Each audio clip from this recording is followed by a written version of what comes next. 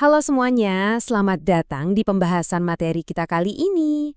Hari ini kita bakal membedah sebuah konsep yang benar-benar jadi pondasi dasar dari jaringan syaraf tiruan, yaitu aturan pembelajaran perseptron. Biar gampang ngebayanginnya, coba deh pikirin kita punya sebuah mesin penyortir buah di pabrik. Tugasnya simpel banget tapi krusial, misahin jeruk dan apel. Nah, pertanyaannya, gimana mesin yang terbuat dari logam dan silikon ini bisa tahu mana yang jeruk dan mana yang apel? Itulah misteri yang bakal kita pecahkan bareng-bareng. Oke, mari kita selami ini lebih dalam. Kita semua tahu, manusia itu belajar dari kesalahannya kan? Tapi gimana tepatnya sebuah jaringan saraf tiruan yang sangat abstrak, yang aslinya cuma sekumpulan angka, bisa ngambil langkah pertamanya buat mengevaluasi diri dan belajar? Gimana caranya matematika murni bisa niruin proses evaluasi diri kayak manusia? Buat ngejawab itu, ini nih peta perjalanan kita hari ini. Kita mulai dari konsep dasar aturan pembelajaran, lanjut ke arsitektur perseptron, terus kita lihat cara kerjanya, ngebahas bukti konvergensi matematisnya, dan terakhir bakal ada plot twist soal masalah XOR yang jadi keterbatasan utamanya. Yuk langsung kita mulai. Bagian pertama, konsep dasar aturan pembelajaran. Sebelum mesin penyortir buah kita bisa jalan otomatis, pastinya dia butuh prosedur yang super jelas dong. Konsep fundamentalnya ada di pembelajaran terawasi atau supervised learning. Ibaratnya, perseptron ini sangat bergantung pada sosok guru. Jadi jaringannya nggak dilepas gitu aja.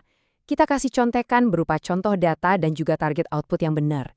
Pas mesinnya nyoba nebak, si guru ini langsung ngasih umpan balik. Salah, harusnya gini. Dari situ mesin bisa nyesuaiin bobot internalnya berdasarkan tebakannya tadi.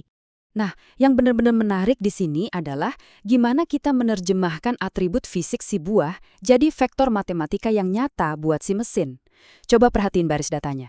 Jeruk itu direpresentasikan dengan angka 1, min 1, min 1 untuk bentuk, tekstur, dan beratnya. Terus, apel 1, 1, min 1.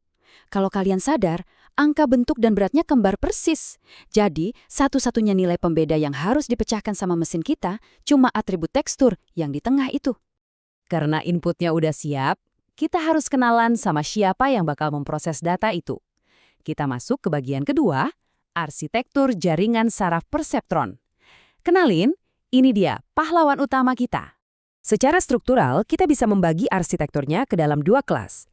Perseptron neuron tunggal ini jagoan spesifik. Dia cuma narik satu garis batas keputusan, membagi ruang jadi persis dua wilayah. Ini cocok banget buat misahin apel dan jeruk tadi. Tapi, kalau kalian mau memilah seluruh buah yang ada di supermarket, nah kalian butuh perseptron banyak neuron buat bikin batas yang majemuk untuk kategori-kategori yang jauh lebih rumit. Kalau kita fokus ke pahlawan kita, si neuron tunggal, senjata andalannya adalah batas keputusan.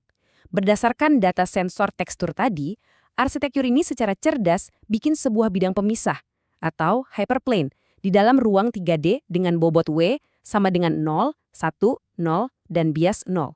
Secara visual, bidang ini benar-benar motong ruang dengan mulus, misahin keranjang jeruk dan apel murni dari nilai tekstur itu aja. Terus gimana caranya dia bisa nemuin posisi bidang pemisah yang pas banget itu? Mari beralih ke bagian 3, cara kerja pembelajaran perseptron. Anggap aja ini fase training camp buat pahlawan kita. Proses pelatihannya itu muter terus dalam siklus iteratif, lewat 3 langkah wajib. Pertama, hitung output. Mesinnya nebak buahnya apa. Kedua, hitung error. Kurangin tebakan dia dari jawaban yang dipunya si guru. Ketiga, perbarui bobot. Koreksi parameternya kalau ada yang meleset. Ini bukan sekedar matematika kering ya. Ini siklus yang dinamis banget. Coba, gagal, koreksi, dan ulang lagi. Poin paling krusialnya ada di rumus kecil ini. W baru sama dengan W lama ditambah error dikali input.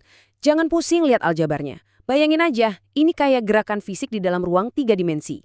Setiap kali error terjadi, perseptron kita secara harfiah melangkah geser. Narik batas keputusannya makin dekat ke posisi klasifikasi yang benar. Dan ini benar-benar ngegambarin lingkungan tempat mesin kita bekerja. Bayangin sebuah permukaan bukit, puncak-puncak yang tinggi itu melambangkan area dengan tingkat error yang parah, sementara lembah terdalam itu adalah solusi optimalnya, di mana errornya 0. Rumus pembaruan tadi secara nggak langsung jadi kompas yang nuntun perseptron kita turun pelan-pelan menuruni bukit matematis ini sampai nemu dasar lembahnya. Pertanyaannya sekarang, emangnya dia dijamin pasti bakal sampai di dasar lembah? Disinilah asyiknya ilmu ini. Kita masuk ke bagian keempat, jaminan matematis, bukti konvergensi. Kalian tahu kan, di dunia kecerdasan buatan, kita jarang banget dapat kepastian 100%. Tapi, aturan perseptron ini ngasih satu janji mutlak. Jaringannya akan selalu konvergen.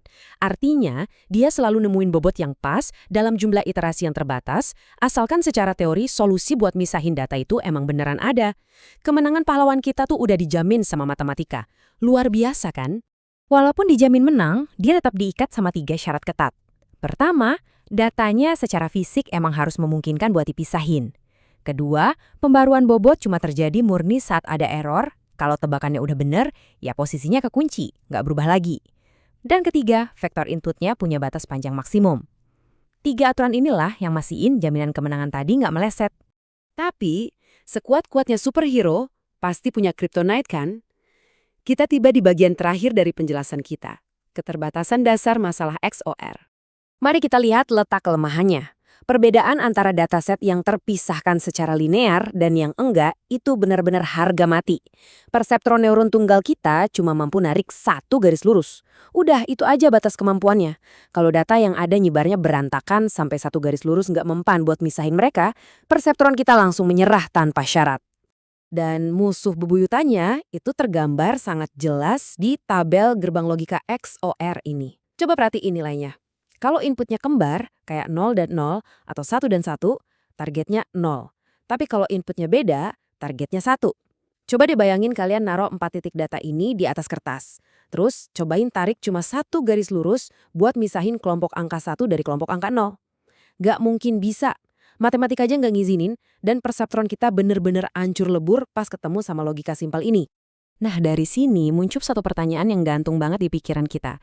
Kalau sebuah jaringan berlapisan tunggal aja bisa terhenti total sama logika XOR yang sederhana ini, terus gimana caranya kita ngebangun arsitektur yang mampu memecahkan hal yang mustahil? Gimana caranya kita mendobrak batasan 1 garis lurus itu? Jawaban dari teka-teki ini ada di evolusi penggabungan lapisan demi lapisan neuron yang pastinya bakal jadi bahan petualangan AI kita selanjutnya. Terima kasih banyak udah ngikutin penjelasan materi ini, semoga pemahaman kalian makin tajam, dan sampai jumpa!